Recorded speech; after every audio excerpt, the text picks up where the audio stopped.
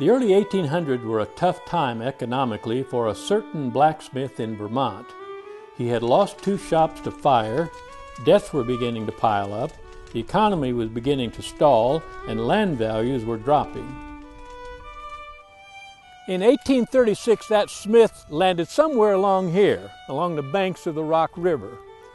He came on the advice of a friend who had arrived here earlier, who told him about a new town that needed a blacksmith.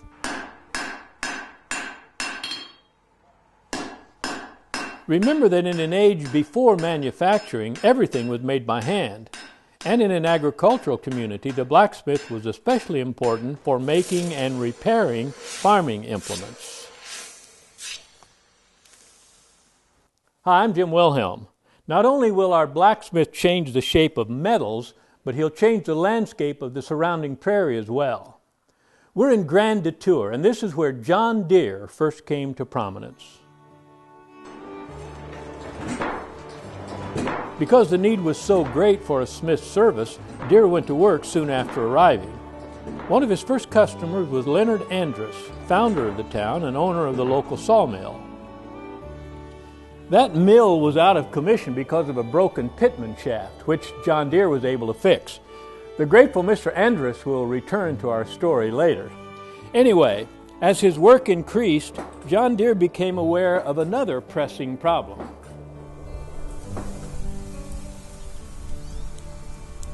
For thousands of years, the continual decay and buildup of the extensive root systems of the prairie grasses and flowers had created some of the richest soil in the world.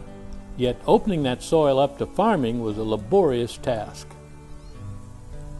At that time, plows were made of cast iron and the moldboard either of the same material or wood.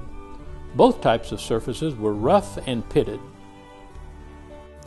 Unlike the sandier soil back in New England, this Midwestern gumbo would stick to the plows and make a tough job almost unbearable.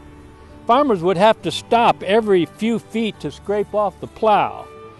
In fact, some of them became so discouraged that they just went back east in disgust. John Deere was able to get from Mr. Andrus, the mill owner, a broken saw blade of finest English steel. He then fashioned that steel into a new plow, one in which the moldboard and the share was of a single piece. He then polished that metal into a high shine. At a demonstration, witnesses claimed they could hear the new plow sing through the thick soil as it opened a furrow. In addition to being self-scouring, Deere's plow was light enough that it could be pulled by a single horse instead of a team of oxen. Today, on the land where his first shop stood and where his first Illinois home still stands is the John Deere Historic Site. In the early 1960s, archaeologists from the University of Illinois explored this area to determine the site of Deere's first shop. What they found has been preserved in this building. Inside, visitors can see what was uncovered, where the post once stood that outlined the walls, and where his forge and anvil were located. Along the walls are some of the tools and artifacts discovered during the dig. As Deere's invention gained notoriety, farmers migrating westward began to divert to this shop for the new plow. With customers increasing, Deere took an unusual step for his time.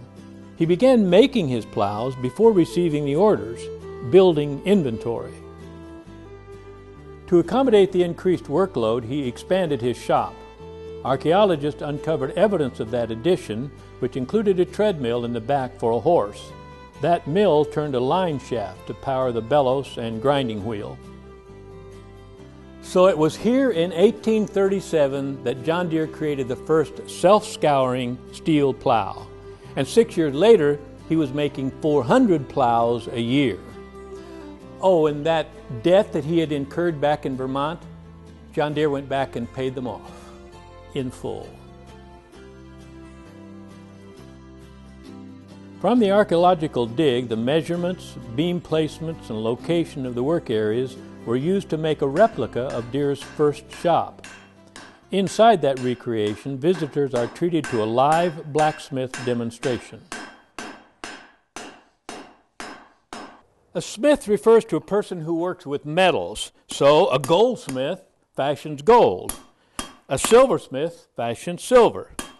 Blacksmiths derive their name from working with black iron.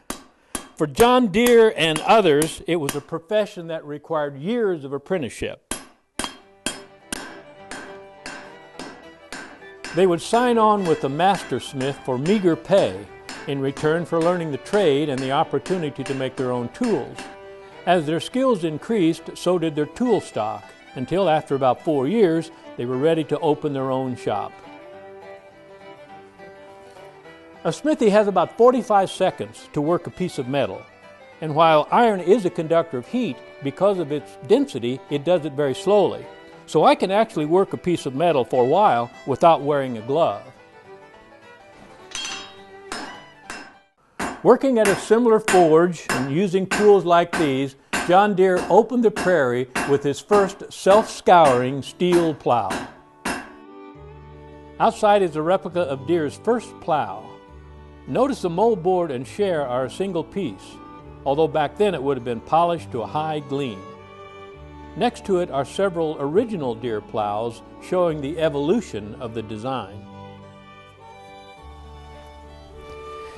This one is from around 1860. The moldboard is longer, turning the soil completely over. Below, the share is a separate piece which can be removed for sharpening, and later steel would replace this wooden beam. In addition to the blacksmith shop, Deere built a house for his family, which is still standing today. Completed in 1836, it was the second framed house in town, and although it grew over the years, it's still pretty small by our standards. John Deere moved here without his family because at that time his wife was expecting their 5th child. The house he built had just 2 rooms, the main bedroom and this family room. Above was a loft where the children slept. Soon after his family's arrival, the house was expanded. A kitchen and dining area was added, while above those rooms, space was provided for an apprentice. The Deeres lived here for 11 years and had 3 more children during that time.